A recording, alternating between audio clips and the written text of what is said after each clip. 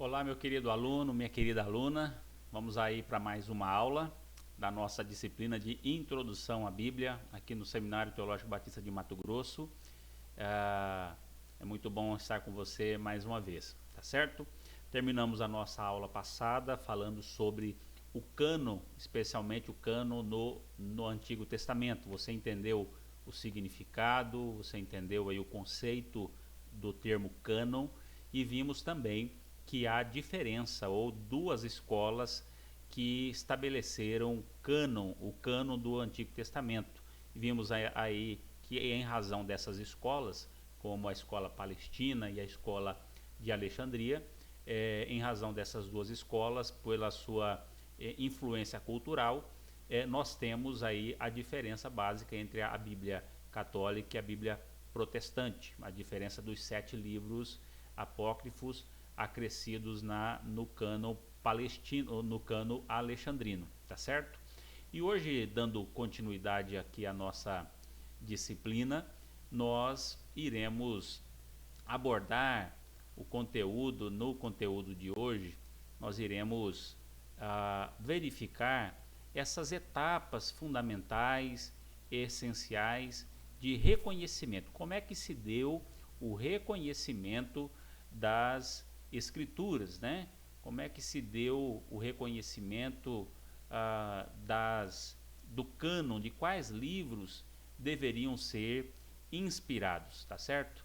Deixa eu só fazer um ajuste aqui para que nós possamos retomar no local certo, né, da nossa disciplina.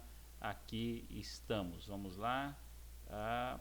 Perfeito, reconhecimento dos livros divinamente inspirados, ok? Então, o reconhecimento dos livros inspirados, conforme nós temos aí no Antigo Testamento.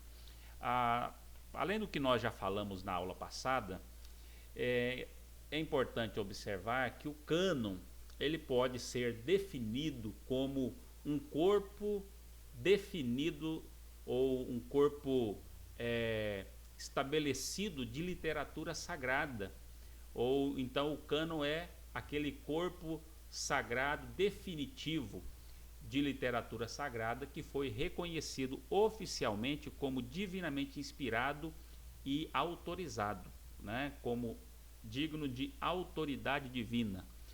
Então, o que determinou, afinal, quais livros deveriam ser inspirados, ou quais livros, melhor, deveriam ser incluídos no cânon bíblico? Quais livros, o que determinou quais eram os livros divinamente inspirados? Bem, há alguns fatores que devemos levar em conta, que estão aí já na sua tela. Esses 3 fatores básicos que aí eu coloco, que são essenciais e que determinaram quais eram os livros divinamente inspirados, principalmente, no nosso caso, no cânon palestino. Então, o primeiro deles é que o trabalho do Espírito Santo era o critério pelo qual se determinava qualquer livro, se era ou não divinamente inspirado. Era a obra do Espírito Santo. O trabalho do rabino, o trabalho do escriba, o trabalho daquele que procurava identificar qual era a escritura sagrada digna de autoridade divina, era observar o trabalho do Espírito Santo. Por exemplo, o Talmud babilônico, que você já pôde também aí entender lá na literatura judaica o que é o Talmud, viu aquele processo da tradição oral e que o Talmud é o compilado da tradição oral escrita, reunida ali com as interpretações que vieram ali dessa tradição oral. E o Talmud, veja o que os rabinos dizem ali nesse princípio que nós estamos vendo aqui, do trabalho do Espírito Santo, dentro do processo de canonização das Escrituras. O Talmud diz: até esta época, e nós estamos aqui por volta do ano entre o ano 300 e o ano 400, até essa época, por volta da época de Alexandre o Grande, né, o imperador grego, os profetas profetizaram mediante o Espírito Santo. Dessa época em diante, incline os seus ouvidos e ouça as coisas do sábio. Então veja que interessante. O Talmud, os rabinos, eles diziam que até para aquela época de Alexandre o Grande, final do Antigo Testamento, né, o período interbíblico ali, ano 400 antes de Cristo, até essa época o Espírito Santo falou, os profetas falaram mediante o Espírito Santo, obra do Espírito Santo. Dessa época em diante, incline os seus ouvidos e ouça as coisas do sábio. Ora, o que isso é importante para nós? Veja que entre o Antigo e o Novo Testamento há um período que costuma-se, no contexto bíblico e teológico, referir-se como o período interbíblico entre os dois testamentos, um período de cerca de 400 anos.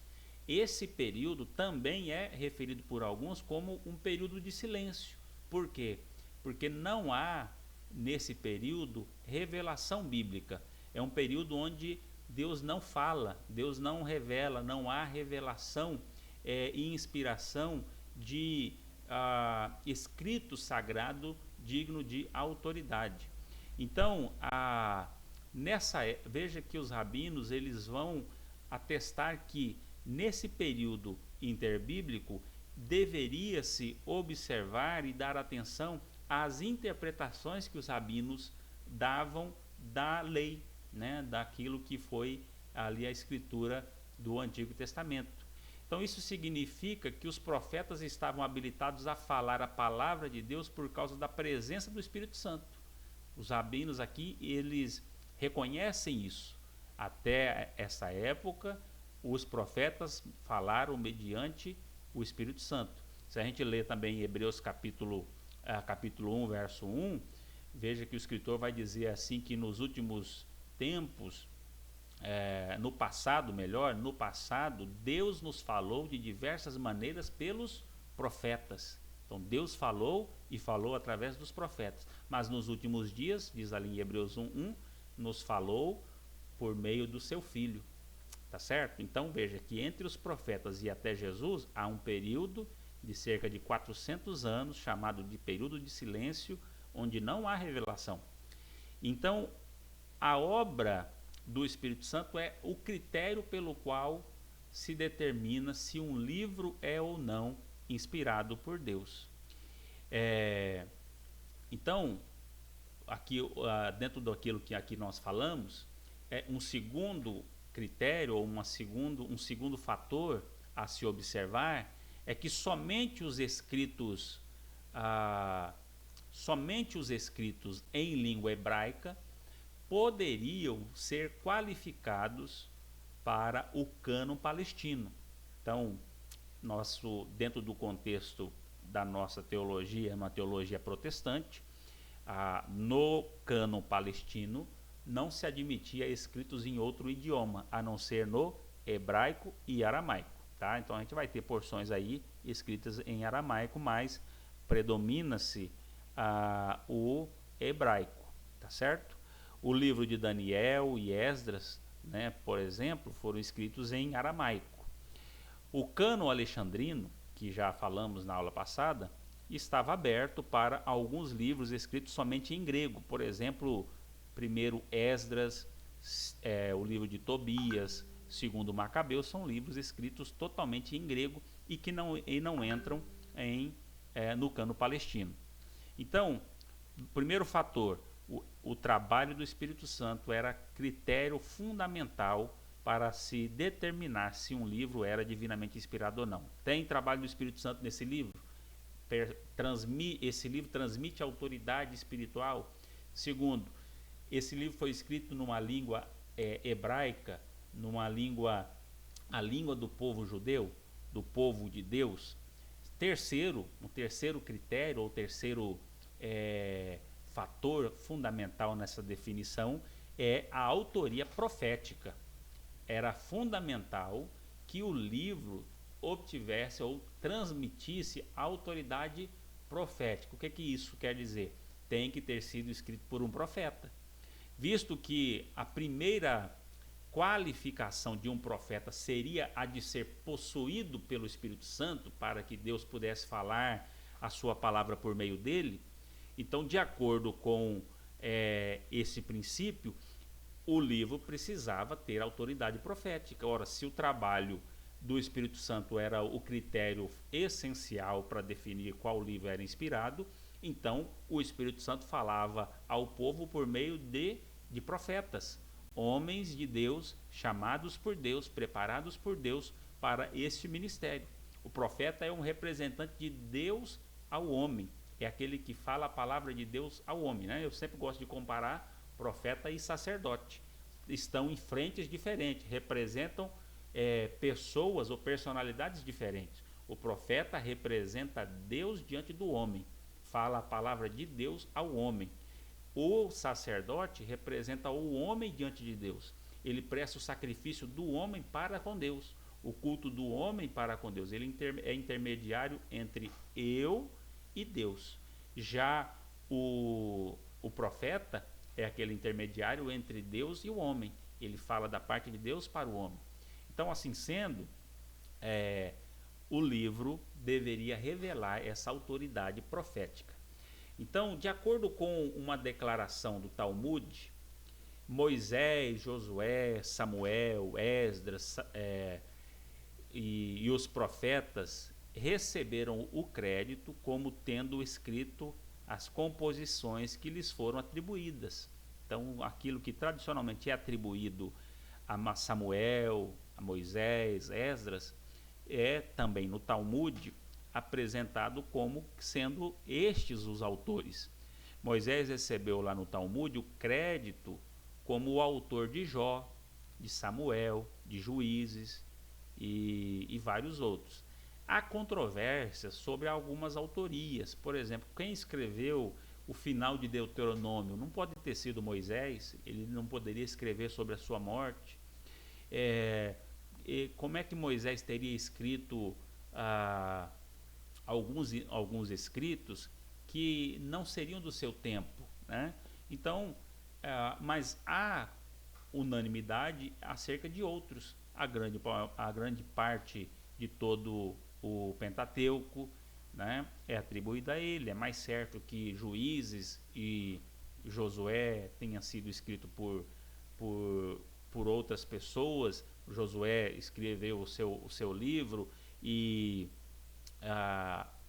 outros como Samuel, por exemplo, este é atribuído, por exemplo, a autoria de Juízes, né? A este é atribuído a autoria de 1º e 2º Samuel, e assim por diante. Então, essas pessoas, veja que embora para nós Moisés, Samuel não sejam reconhecidos como profetas, mas na tradição judaica eles são profetas, tá?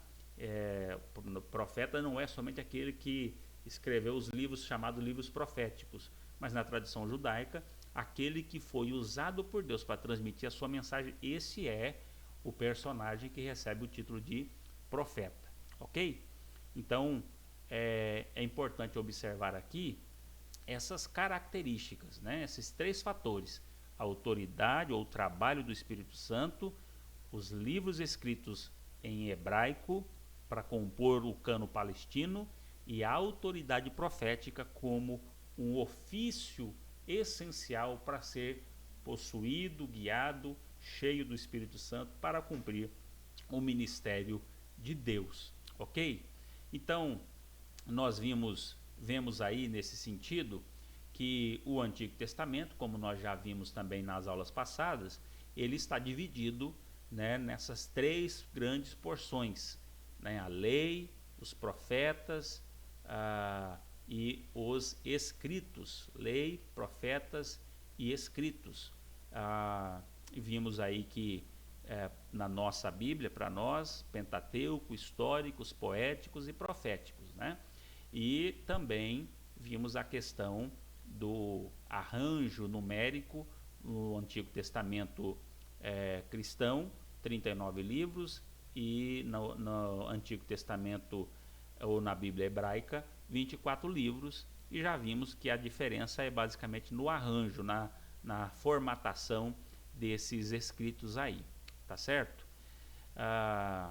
Nós vamos ter aí no material complementar um estudo que vocês farão sobre os livros apócrifos, né? Os apócrifos sendo um conteúdo adicional ao material, ao Antigo Testamento, e tem a sua origem no cânon palestino, né?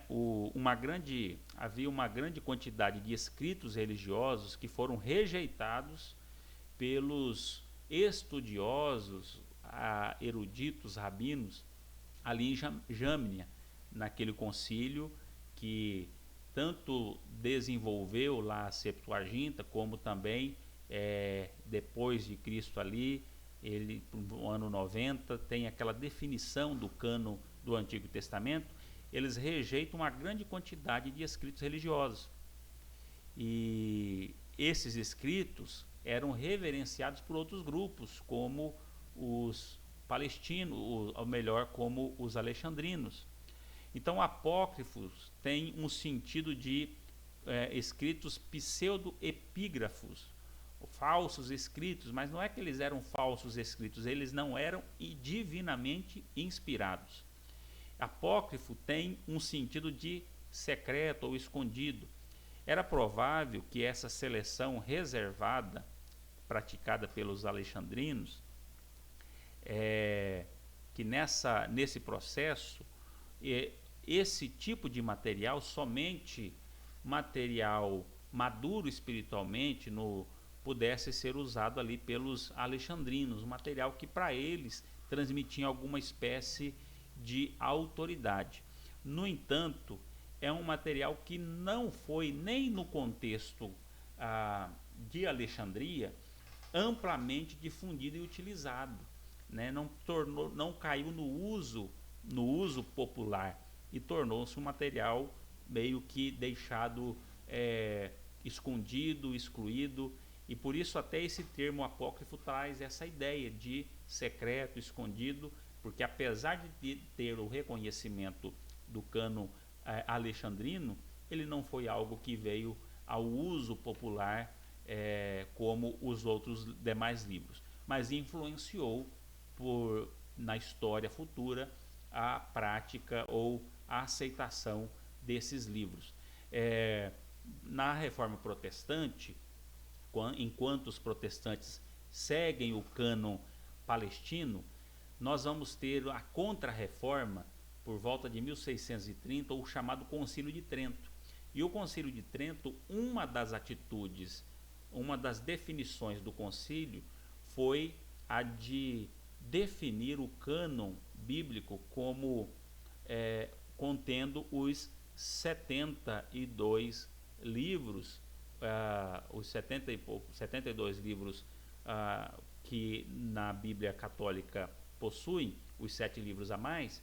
Eles definiram como definitivo, e eles declararam esses 7 livros que há a mais na Bíblia Católica como deuterocanônicos, ou seja, como uma segunda lei,